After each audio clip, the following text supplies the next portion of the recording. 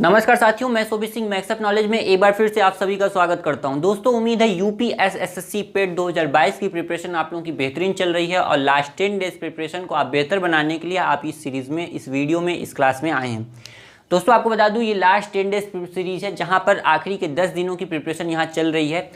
जैसा कि आप लोग जानते हैं, लास्ट 10 डेज प्रिपरेशन को कुछ खास बनाया जाता है, हर एक स्टूडेंट ऐसा करता है। तो मैंने सोचा कि क्यों ना एक ऐसी सीरीज लाए जो कि आपकी लास्ट 10 डेज प्रिपरेशन को और बेहतर बनाए।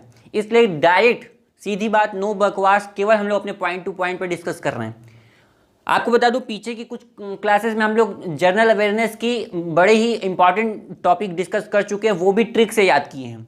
यानी कि आपको पता है ये ट्रिक का क्या फ़ायदा होता है। ट्रिक आप कंफ्यूज नहीं होते हैं ट्रिक से, इसलिए आप उस जो भी पीछे की क्लास अगर मिस कर दिए हैं तो डिस्क्रिप्शन में प्लेलिस्ट की लिंक दी है, वहाँ से जाकर आप उन क्लासेस को ज्वाइन कर सकते हैं और आप लोग ट्रिक से वो बाकी इंपॉर्टेंट टॉपिक जो वहाँ पर बन चुकी हैं क्लासेस, उसकी आ चुकी हैं, उसे आप ज्वाइन कर सकते हैं।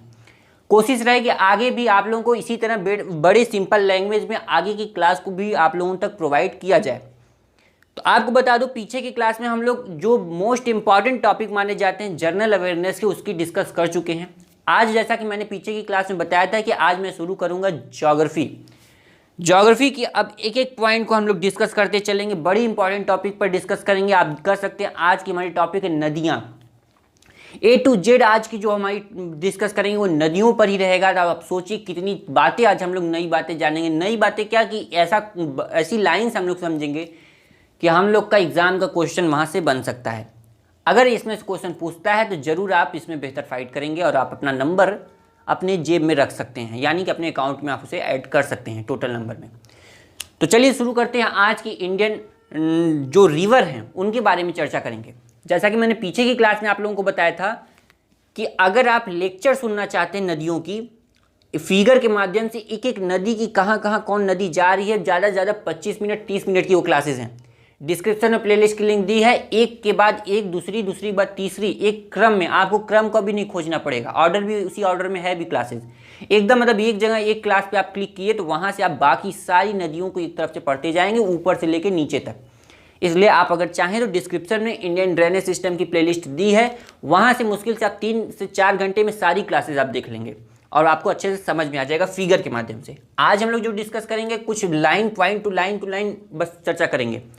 केवल जैसे कि क्वेश्चन होता है तो उसमें ऑप्शन भी आ जाता है, तो उसमें हमारा टाइम वेस्ट होता है। यहाँ पे हमें केवल जानकारी लेनी है। अब इसमें से अगर क्वेश्चन बना पूछेगा तो आप जरूर बता देंगे। कुछ फिगर के माध्यम से भी आपको ये बातें समझाऊंगा। तो चलिए शुरू करते हैं आज की अपनी क्लासेस। बड़ी इंपॉर्टेंट क्लासेस हैं और कंटिन्यू बने रहिएगा। उम्मीद है कि लास्ट तक आप बने रहेंगे। तो दोस्तों, यहाँ सबसे पहले हम चर्चा करने जा रहे हैं, दामोदर नदी निकलती है। दामोदर नदी एक सहायक नदी है। किसकी सहायक नदी है? गंगा की सहायक नदी है। तो लेकिन हम गंगा नहीं बोलेंगे। हमें पता है कि गंगा नदी क्या है। बांग्लादेश में जब प्रवाहित होती है तो उसे हम बंगाल में, तो उसे हम बोलते हैं हुगली, और जो बांग्लादेश में चली जाती है उसे बोलते हैं पद्मा। ये बातें आपको पता है गंगा की। तो जो हुगली जो बंगाल में प्रवाहित होती है उसी में आके मिलती है, कौन है? दामोदर नदी। तो यहाँ से दामोदर नदी आकर गंगा में, यानी कि आप कहेंगे हुगली में आकर मिलती है। और ये हुगली आपको पता है एक शाखा इधर चली गई बांग्लादेश में, तो उसे हम बोलते हैं पद्मा। इसे क्या बोलते हैं? पद्मा। ये क्या है? हुगली। और यहाँ आके मिल गई दामोदर नदी। तो दामोदर नदी ये हो गई। आगे क्या पूछा है? दामोदर नदी निकली है, कहाँ से निकली है ये पूछा है कि दामोदर नदी कहाँ से निकली है। तो आप बोलेंगे छोटा नागपुर के पठार से निकली है। कौन? दामोदर नदी। यहीं पास में ही तो है छोटा नागपुर का पठार, वहीं से निकली है। कौन सी? छोटा नागपुर पठार से कौन निकला है? दामोदर नदी निकली है। तो आई होप कि आपको यहाँ एक पॉइंट क्लियर हो गया। अब आपको अगर ये देखिए, थोड़ा एक एग्जाम्पल बता दे रहा हूँ शुरुआत में, फिर हम लोग आगे और तेजी से बढ़ेंगे। अब जैसे यहाँ से पूछ सकता है क्वेश्चन कि दामोदर नदी कहाँ से निकलती है, तो ये आप बता देंगे छोटा नागपुर पठार से। दूसरा, दामोदर नदी किस नदी की सहायक नदी है, तो आप बोलेंगे हुगली की सहायक नदी है, या गंगा में जाकर मिलती है जिसे हम हुगली बोलते हैं। तो कहिएगा हुगली में जाकर मिलती है। ठीक है, कहाँ मिलती है ये जाकर हुगली में? आप कहेंगे पश्चिम बंगाल में। तो पश्चिम बंगाल में हुगली नदी में जाकर मिलती है। इतनी बातें आपको क्लियर हो गई हैं दामोदर नदी से। तो यहाँ देखिए क्या फ़ायदे हैं, एक लाइन से आपको कितनी बातें क्लियर हो रही हैं, यानी कि एक तीर से 2 निशाना। आगे बढ़ते हैं। कौन सी नदी भूमि बंधित, ध्यान दीजिएगा, शब्द को ध्यान दीजिएगा क्या मैं बोल रहा हूं। कौन सी नदी भूमि बंधित नदी कहलाती है? भूमि बंधित, दूसरी लाइन देखिए, कौन सी नदी भूमि बंधित नदी कहलाती है? तो यहां मैंने लिखा है लूनी नदी। अब लूनी नदी भूमि बंधित नदी का मतलब क्या है? इसी नदी को यह भी कहा जाता है अंतःस्थलीय नदी। क्या है? अंतःस्थलीय नदी। अब इसका मतलब क्या है मैं समझा देता हूं कि आपको पता है दोस्तों कि जो भी नदियां हैं, जो भी सहायक नदियां हैं, आपको पता, ये मैं आपको बता दूं, एक छोटी सी नदी है। जो भी नदियां हैं, चाहे वो मुख्य नदी हो, चाहे सहायक नदी हो, चाहे उप सहायक नदी हो, वो कहीं ना कहीं जाकर कहीं पर अपना जल गिराती है। मेन नदी है तो वो जाकर सागरों में गिराती है, जैसे गंगा नदी जाकर बंगाल की खाड़ी में गिरती है, नर्मदा जाकर गिरती है अरब सागर में, ताप्ती गिरती है उधर, गोदावरी जाकर बंगाल की खाड़ी में गिरती है, सिंधु नदी गिरती है उधर। ये सब नदियां क्या हैं? जाकर अपना जल कहीं गिरा रही हैं। लेकिन लूनी एक ऐसी नदी है कि ये कहीं अपना जल नहीं गिराती।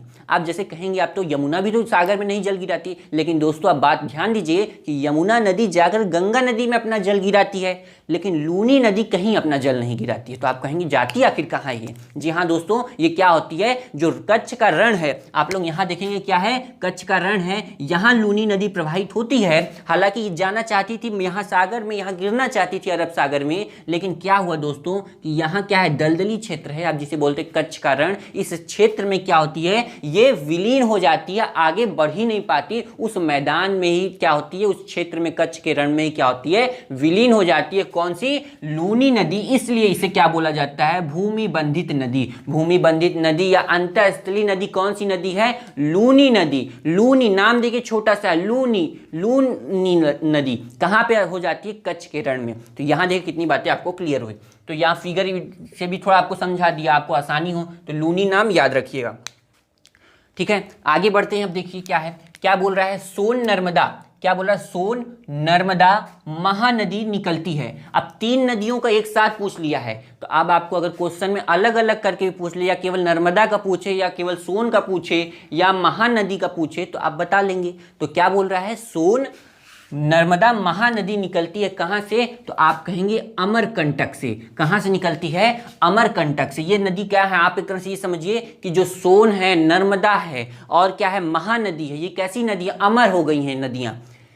याद करने का तरीका बता रहा हूं आपको कि याद कैसे हो जाए आसानी से, कि जो सोन नदी है, सोन नदी, नर्मदा नदी और महानदी, ये क्या है, अमर नदियां हैं। जिससे आप याद रखिए कि अमरकंटक से निकली होंगी। ठीक है, नर्मदा आपको पता है कहाँ जा, नर्मदा कहाँ जाकर गिरती है, आपको यहाँ कच्छ, यहाँ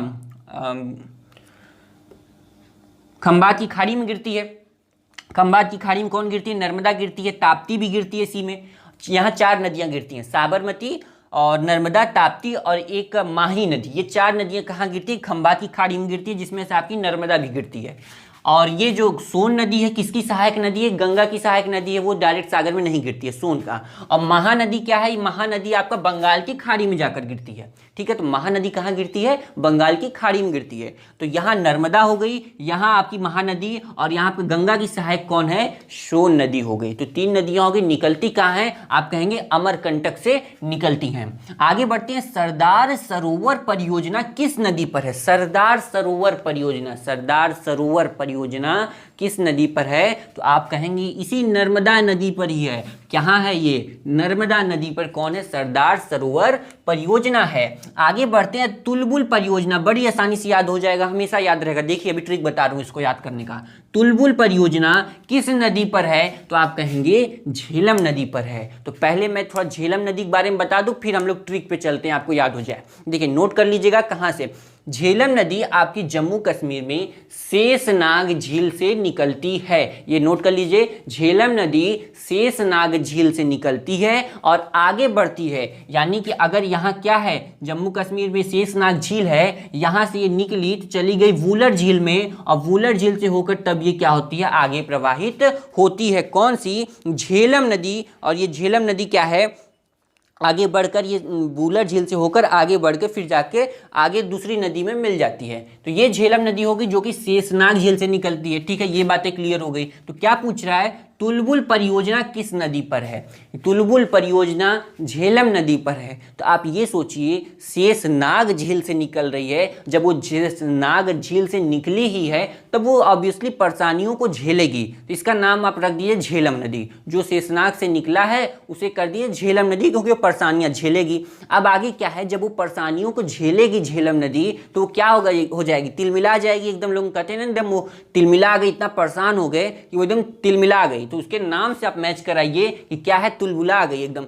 तुलबुल परियोजना, तो तुलबुल परियोजना किस पर है? झेलम नदी पर है। और झेलम नदी कहां से निकलती है दोस्तों? आप कहेंगे शेषनाग झील से निकलती है। तो ये बातें आपको क्लियर हो गई। देखिए कितनी बातें आपको एक ही लाइन से क्लियर हो रही हैं। फिर आगे लोनार झील। लोनार झील स्थित है। लोनार झील कहाँ स्थित है? तो दोस्तों आप कहेंगे कि ये महाराष्ट्र में स्थित है। लोनार झील कहाँ है? महाराष्ट्र में है। अगर आप लोग मेरी झील वाली क्लास से, अगर जो मैंने झील की चर्चा की, झीलों की, भारत की प्रमुख झीलों की चर्चा की है, तो उसमें आपको मैंने बताया था कि लोनार झील कहाँ है? महाराष्ट्र में है। भारत की सबसे बड़ी लैगून झील। भारत की सबसे बड़ी लैगून झील कहाँ है? चिल्का। कौन सी है? चिल्का झील है। और ये कहाँ है आपका? आप कहेंगे ये उड़ीसा में है। तो उड़ीसा में कहाँ है? लैगून झील है। ये एक ऐसी झील है, लैगून झील है। कौन सी? चिल्का झील। तो आप यहाँ क्या पूछा है? भारत की सबसे बड़ी लैगून झील कौन सी है? तो आप कहेंगे चिल्का झील। और कहाँ है ये? आप कहेंगे उड़ीसा में है। और एकदम तट के पास है, ज़्यादा अंदर नहीं है, ये तट पर ही है। ठीक है, तो ये बातें यहाँ क्लियर हो गई। आगे बढ़ते हैं। शरावती नदी बहती है। शरावती नदी इंपॉर्टेंट है, कई क्वेश्चन इससे बनता है दोस्तों। चाहे आप किसी भी एग्जाम में देखेंगे, रेलवे का देखेंगे, एसएससी का देखेंगे, यूपेट का एग्जाम देखेंगे, तो उसमें यहाँ से जरूर क्वेश्चन बन सकता है। शरावती नदी बहती है, तो आप कहेंगे कहाँ? कर्नाटक में बहती है। कौन सी? कर्नाटक में बहती है। कौन सी? शरावती नदी। तो आगे बढ़ते हैं। पेरियार नदी बहती है। पेरियार नदी देखिए कहाँ बहती है? केरल में। और एक चीज और नोट कीजिएगा, केरल की सबसे बड़ी नदी कौन सी है? भरतपुजा। भरतपुजा क्या है?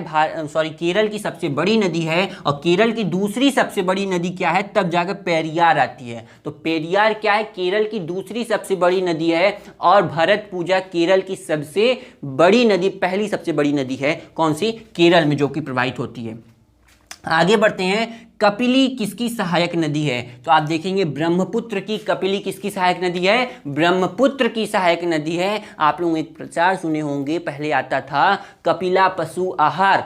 कपिला पशु आहार से नाम मैच कराइए कपिली। और कपिली क्या है? और जब वो प्रचार आता था तो उसमें जो भी रहता था वो अपने पुत्र के साथ, पुत्री के साथ रहता था। उस एड में जो प्रचार आता था टीवी पे, और उसमें आप क्या था, पुत्र या पुत्री उसके साथ रहती थी जब ये इसका प्रचार आता था कपिला पशु आहार का। तो आप ध्यान दीजिए किस नदी के नाम में पुत्र या पुत्री है? तो आप कहेंगे ब्रह्मपुत्र में क्या है? तो कपिली किसकी सहायक नदी है? आप कहेंगे ब्रह्मपुत्र की सहायक नदी है। आगे बढ़ते हैं दोस्तों। गोविंद सागर कहाँ स्थित है? गोविंद सागर कहाँ स्थित है? तो आप कहेंगे हिमाचल प्रदेश में क्या है? गोविंद सागर स्थित है। आगे बढ़ते हैं। भारत के झरनों में सर्वाधिक ऊंचाई वाला झरना। मोस्ट इंपॉर्टेंट दोस्तों, नोट कीजिएगा इस लाइन को कि भारत के झरनों में सर्वाधिक ऊंचाई वाला झरना क्या है? तो आप कहेंगे कूचिकल है, जो कि कर्नाटक में है। तो भारत का सबसे ऊंचाई वाला झरना कौन सा है? या आप कह सकते हैं जलप्रपात। तो आप कहेंगे कूचिकल है। ये कहाँ है? आप कहेंगे कर्नाटक में है। तो कूचिकल क्या है? भारत का सर्वाधिक ऊंचाई वाला झरना है।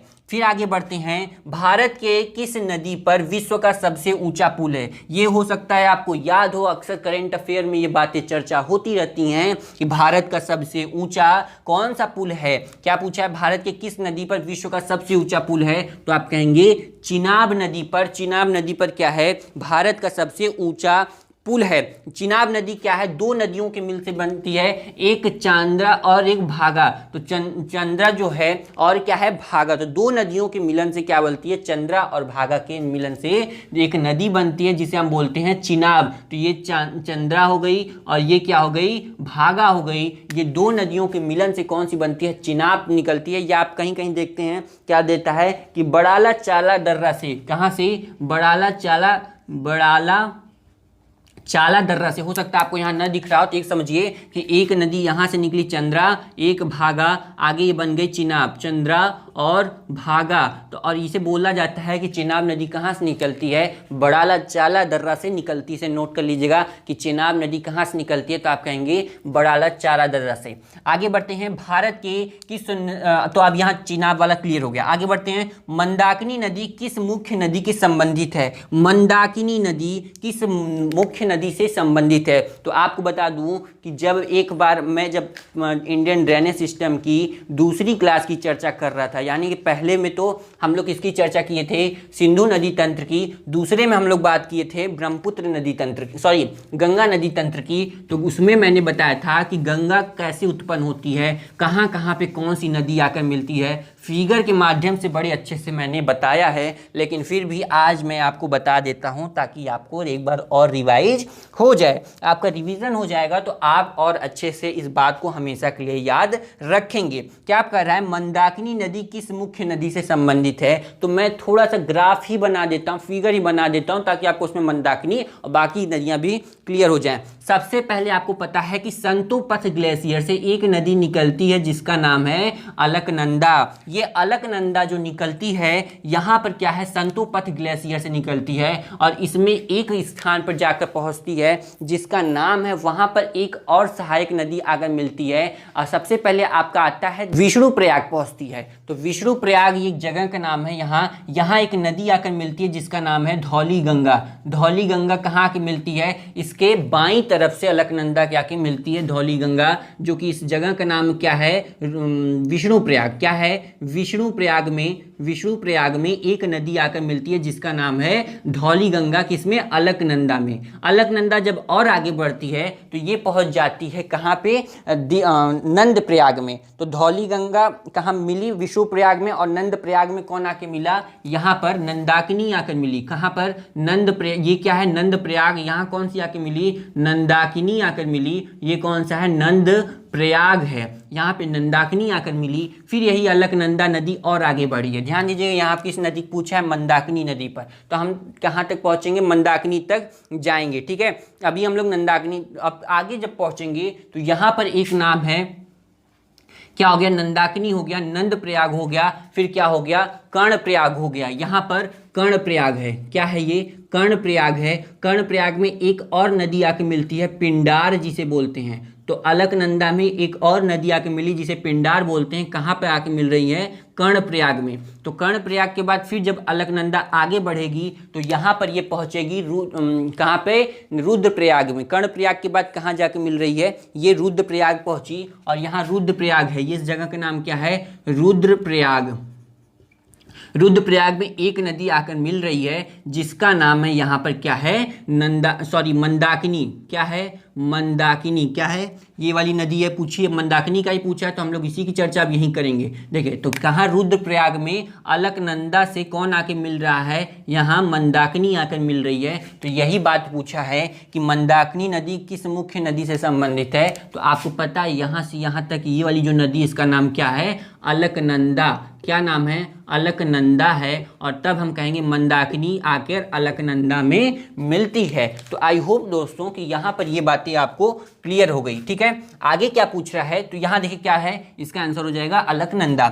आगे, वह नदी जो केदारनाथ से रुद्रप्रयाग के मध्य बहती है। क्या कर रहा है, वह नदी जो केदारनाथ से रुद्रप्रयाग के मध्य बहती है। तो आपको पता है ये रुद्रप्रयाग ही तो मैंने बताया। और ये क्या है, ये जो नदी बताई मैंने मंदाकिनी, ये कहाँ से निकलती है, केदारनाथ से निकलती है, केदारनाथ से निकलती है। तो यही नदी, इसका भी आंसर हो जाएगा मंदाकिनी ही। केदारनाथ से कौन सी नदी निकली, मंदाकिनी, जो आके रुद्रप्रयाग में मिली। फिर आगे जब ये रुद्रप्रयाग से आगे बढ़ेगी तो आपको मिलेगा देवप्रयाग। यहाँ क्या मिलेगा, देवप्रयाग मिलेगा। और देवप्रयाग में एक नदी आकर मिलेगी गंगोत्री से जो निकलती है, ये गंगोत्री से निकलती है जिसे बोलेंगे भागीरथी। भागीरथी यहाँ आकर मिलेगी, तब इससे इसका नाम क्या हो जाएगा, गंगा होगा। ये सब फिगर बड़ी अच्छा फिगर है, यहाँ पे थोड़ा रफली बनाया मैंने, रफ फिगर है।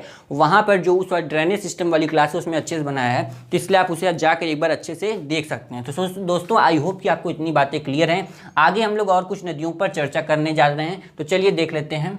आगे यहाँ बात देखिए, आप कुछ कर रहे हैं, जैसे कि ये मुख्यतः जो है दक्षिण भारत की नदियाँ हैं, या आप कर सकते हैं प्रायद्वीप भारत की नदियाँ हैं। थोड़ा सा और आपको नदियों के बारे में बताना चाहूँगा। नदियों को दो भाग में बांटा गया है, एक हिमालयी अपवातन की नदियाँ और दूसरा क्या है दक्षिण भारत या प्रायद्वीप भारत की नदियाँ। तो ये जो ज़्यादातर नदियाँ ये सब क्या हैं प्रायद्वीप भारत की ही नदियाँ हैं सब। इसके पहले थोड़ा मिक्स थी, अभी क्या है ये अब केवल प्योर आप कह सकते हैं प्रायद्वीप भारत की ही नदियाँ हैं। इसमें भी दो कैटेगरी बांट दिया गया है, एक बंगाल की खाड़ी में जाकर गिर रही थी और एक अरब सागर में जाके गिर रही थी। कुछ आपका नाम बताता हूं, जैसे बंगाल की खाड़ी में गिरने वाली नदियां क्या है, महानदी, गोदावरी, कृष्णा, कावेरी, पेन्नार, वैगई, ताम्रपर्णी और स्वर्णरेखा, ब्राह्मणी, ये सब क्या है बंगाल की खाड़ी में गिर रही थी। और दूसरी कौन सी थी जो अरब सागर में गिर रही थी, क्या थी, माही थी, साबरमती थी, नर्मदा थी, ताप्ती थी, मांडवी और जुआरी, ये सब नदियां कहाँ हैं जाकर आपकी अरब सागर में गिर रही थी, यानी कि आप कह सकते हैं पश्चिम साइड जाकर गिर रही थी। तो अब इनके बारे में इनकी कुछ बातें देख लेते हैं। सबसे पहले क्या पूछा है, दक्षिण भारत की गंगा के नाम से किस नदी को जाना जाता है। दक्षिण भारत की गंगा यानी कि गंगा नदी की संज्ञा यहाँ इसे दिया गया है कि गंगा नदी किसे बोला जाता है दक्षिण भारत में।